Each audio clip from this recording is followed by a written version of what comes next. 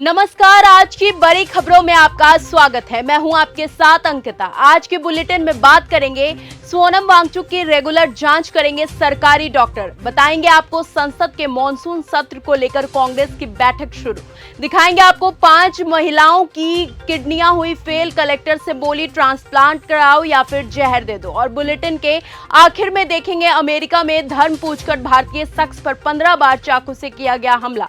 लेकिन दिन भर की तमाम खबरों से पहले एक नजर सुर्खियों पर।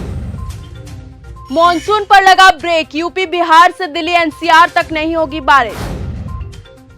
एलपीजी सिलेंडर बस 10 मिनट में, स्विगी इंस्टामार्ट पर करेंगे ऑर्डर, अब बिना कनेक्शन घर पहुंच जाएगा सिलेंडर।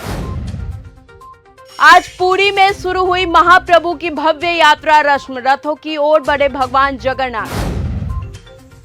सोनम वांगचुक की रेगुलर जांच करेंगे सरकारी डॉक्टर, हाई कोर्ट ने कहा जिंदगी कीमती है। जंतर मंतर पर अनशन कर रहे सोनम वांगचुक की सेहत को लेकर हर कोई चिंतित है। इस बीच आज दिल्ली हाई कोर्ट ने इस मामले में दायर एक पीआईएल की सुनवाई करते हुए सरकारी डॉक्टरों को रेगुलर सोनम की जांच के लिए कहा है।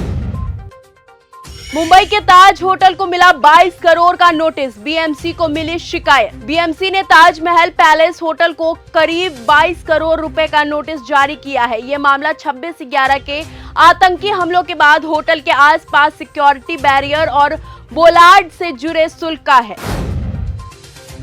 9 किलो घट चुका है सोनम वांगचुक का वजन, भूख हड़ताल पर दिल्ली हाई कोर्ट में आज सुनवाई। क्या सरकार को अब दखल देना पड़ेगा? सोनम वांगचुक की भूख हड़ताल अब अदालत पहुंच गई है। दिल्ली हाई कोर्ट आज तय करेगा कि सरकार की जिम्मेदारी कहां तक है और एक अनशनकारी के जीवन की रक्षा के लिए क्या कदम उठाए जा सकते हैं। संसद के मॉनसून सत्र को लेकर कांग्रेस की बैठक शुरू, खड़गे और राहुल गांधी भी हुए मौजूद। सरकार ने मॉनसून सत्र से पहले 19 जुलाई को सर्वदलीय बैठक बुलाई है। राजनाथ सिंह सर्वदलीय बैठक की अध्यक्षता करेंगे। उनसे पहले एनडीए के फ्लोर लीडर्स भी बैठक होगी। सरकार कई महत्वपूर्ण बिल लाने जा रही है। व्हाट्सएप टेलीग्राम के नए फीचर्स पर सरकार की नजर, 20 दिन में आ सकता है बड़ा फैसला। केंद्र सरकार व्हाट्सएप और टेलीग्राम के यूजर नेम आधारित मैसेजिंग फीचर को लेकर दिए गए जवाबों की कानूनी जांच कर रही है। सरकार को आशंका है कि इस फीचर का इस्तेमाल धोखाधड़ी और डिजिटल अरेस्ट जैसे साइबर अपराधों में हो सकता है।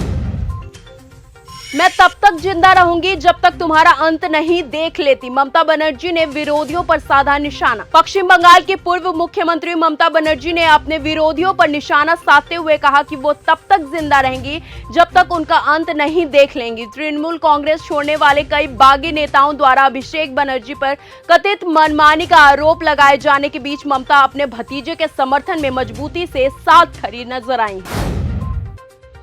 दिल्ली में प्रॉपर्टी मालिकों पर सीलिंग का खतरा, 300 बड़े प्रोजेक्ट की जांच में 70% में आईएफसी भुगतान नहीं मिला। दिल्ली में 300 बड़े प्रोजेक्ट की जांच में सामने आया है कि करीबन 70% मामलों में इंफ्रास्ट्रक्चर डेवलपमेंट चार्ज आईएफसी जमा नहीं किया गया। बकाया भुगतान नहीं कराने पर प्रॉपर्टी मालिकों को नोटिस और सीलिंग कार्रवाई का सामना करना पड़ सकता है।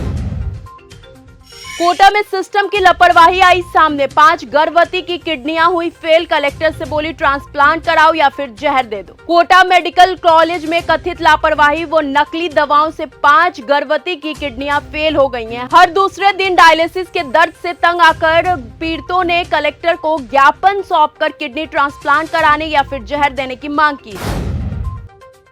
श्री कृष्ण पढ़ते थे 5 वक्त की नमाज, इटावा के मौलाना के दावे से भड़के संत। मौलाना जर्जिस अंसारी ने एक बड़ा बयान दिया है। एक वीडियो में उन्होंने श्री कृष्ण को मुस्लिम बताते हुए उन्हें 5 वक्त नमाज पढ़ने की बात कही। मौलाना का ये वीडियो झारखंड का बताया जा रहा है। उनका ये बयान सामने आने के बाद संतों में आक्रोश देखा जा रहा है, जबकि कई धार्मिक और सामाजिक संगठनों ने भी इस बयान का विरोध जताया है।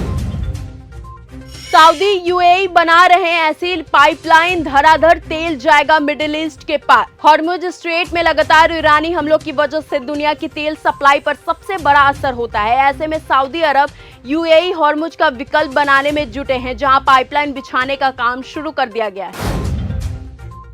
अमेरिका ने ईरान पर चौथे दिन कई ठिकानों पर बरसाए बम। बंदर अब्बास था निशाना, हॉर्मुज पर बढ़ा तनाव। अमेरिका और ईरान के बीच जंग और तेज होती जा रही है। पिछले 24 घंटे के दौरान अमेरिका ने ईरान में कई जगहों पर बम बरसाए हैं। यूएस सेंट्रल कमांड की तरफ से ये जानकारी सामने आई है।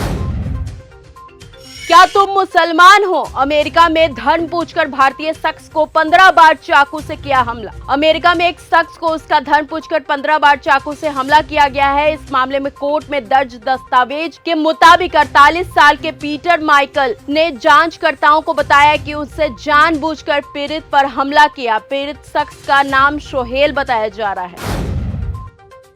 राजनीति करनी है तो वर्दी उतार कर चुनाव लड़िए। मुनीर को पाकिस्तान से मिली खुली चुनौती। पाकिस्तान में जमीयत उलेमा इस्लाम फजल यानी कि JUIF के प्रमुख मौलाना फजलुर रहमान ने कहा है कि सेना का काम देश की सुरक्षा करना है, राजनीति में दखल देना नहीं।